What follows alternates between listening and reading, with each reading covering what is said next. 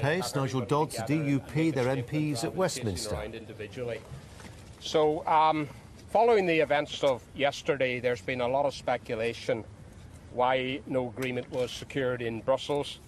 And for our part, as we made clear in the House just a few short minutes ago, the Democratic Unionist Party has repeatedly and consistently made clear that Northern Ireland must leave the European Union on the same terms as the rest of the United Kingdom. And we welcome the very strong support of many colleagues across Parliament for this position, as evidenced today in the House, where there was very, very strong support from Labour, Conservatives, about the integrity of the United Kingdom and the need to maintain the United Kingdom going forward after Brexit. So we will not accept any principles or language in Phase 1 which lays the foundations for separating Northern Ireland politically or economically from the rest of the United Kingdom. Now, the Prime Minister and our government have made clear that the economic and constitutional integrity of the UK will not be compromised in any way, and David Davis repeated that today in his statement, and they wouldn't support any proposals that breach that central tenet. And for us, and indeed many in Parliament, the integrity of the United Kingdom comes first. So despite several briefings over the course of the last few weeks, we only received written text late yesterday morning.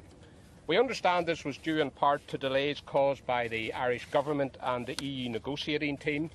Upon immediate receipt of that text, we indicated to senior government representatives that it was clearly unacceptable in its current form. Now, Her Majesty's Government understands the DUP position, and we trust in the aftermath of yesterday's. Others now understand it very clearly as well. The Prime Minister has said that there will be no border in the Irish Sea. She's made it clear that the UK is leaving the European Union as a whole, and that the territorial and economic integrity of the United Kingdom will be protected. So we want to see a sensible Brexit, and we will continue to work through the detail of all these issues with the government today and in the coming days. These issues are of such vital importance to our nation as a whole that we must work for as long as it's necessary to ensure that they're got right.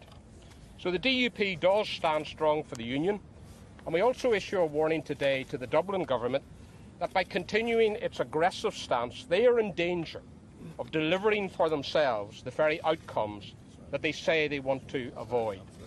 So now more than ever, it's clear that we took the correct view in encouraging people throughout the United Kingdom to vote to leave the European Union. So we'll take a few questions. Timothy. Laura. Okay. If there is no change, would you be willing to see this deal fail? Would you instruct the government to walk away if they're not willing to that? Well, we're not in the business of issuing any instructions to anybody. We don't want to see the talks fail, and we don't want to see an outcome where there's no deal. We want to see a sensible Brexit, and we will work through on the basis of the clear red lines that we have set down, which are, as we understand it, the red lines of the government as well. So a sensible Brexit in which the UK leaves as one nation with a sensible relationship with the rest of the EU, with a soft border in the island of Ireland, which can be done on the basis as set out in the government's paper back in August. But we have to move forward in a progressive way, and we will work constructively to achieve that end. Dublin doesn't budge, and you won't budge. Are you risking no deal at all? Well, it's not a question of us budging. This is a negotiation between the United Kingdom government and the European Commission. The European Commission, unfortunately, I think, and maybe to the regret of some of the other member states, ceded a veto to the Irish Republic, and that's a matter that they will maybe want to reconsider. We, for our part, are very confident about where we stand, and we're very confident that the British government understands that when you translate red lines into text, the text has got to reflect what is the red lines. Robert Peston. Robert. Stop Brexit! It's not a done deal! Right, Robert. Great.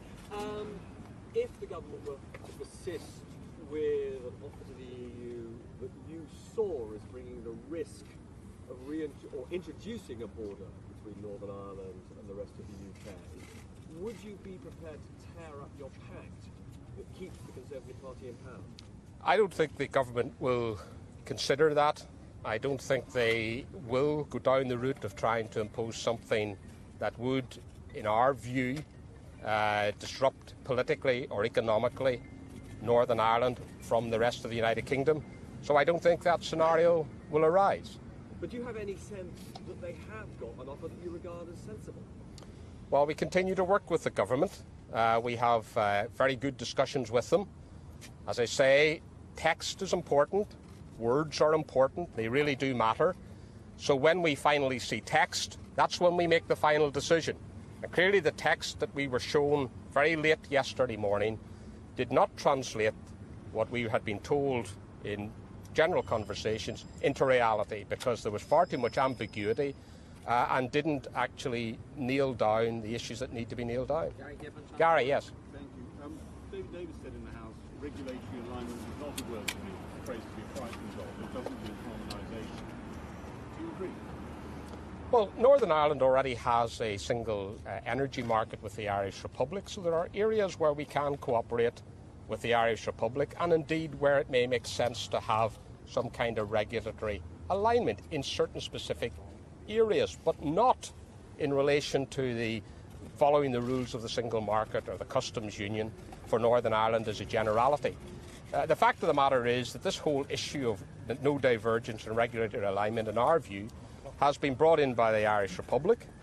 The fact is that there were sensible and are sensible ways of dealing with the Irish border which don't involve that through technology and trusted trader status and exemptions. The EU has said no to that. It is the EU that is causing the problems in terms of a hard border in Ireland, not the DUP, not the British government. There are sensible ways around that, and those should continue to be explored. Knowing what you know, would you be astonished if there was a deal before the end of this week? Would I be astonished? I've learned not to be astonished at anything in politics anymore. Andy Bell, 5 News. What do you say to those people who say that now the DUP has a veto on the UK's policy when it comes to the European Union, and that can't be right? No, the DUP doesn't have any veto. The Irish Republic does have a veto. They're uncomfortable with that veto because they keep trying to say, no, it's not our veto, it's the EU. But it's very clear that the EU have given a veto to the Irish Republic, and the Irish Republic are flexing their muscles and using their current position to try to gain wins for them. I don't argue with their desire to advance their interests, but they're doing so in a reckless and dangerous way, which is putting at risk years of good Anglo-Irish relations and good cooperation within Northern Ireland. And there is a noticeable change in tone and aggression from the Irish Republic since Leo Varadkar and Simon Coveney took power compared to the previous administration. So they are the ones that are in danger of bringing about problems as a result of the use of a veto, not us. Tom Rayner, Sky News. You said that there was some ambiguity in the text that you received yesterday morning. Did anything that David Davis just said in the House of Commons clear that up? Did the government change its position at all in what he said? Well, the government have always been clear about their red lines, and we talk to them, and we have been very clear to them and them clear to us. But as I have said previously, what matters is the text. What matters are the words that are used in text and in international treaties and agreements.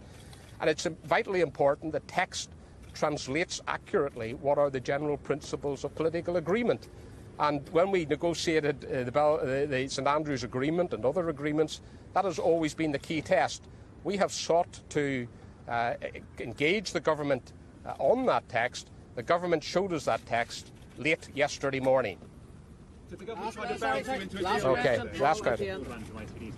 You say you want to hold the United Kingdom together. Are you not worried that you're actually jeopardising the future of the United Kingdom by delaying our Brexit? No, I think that what you heard in the House of Commons today, what you've heard from Ruth Davidson, what you've heard from right across the House of Commons, and indeed the strong support we have been getting as we've been here since Monday among backbenchers of every hue, is that one thing that will not be allowed to happen is that the United Kingdom is broken up.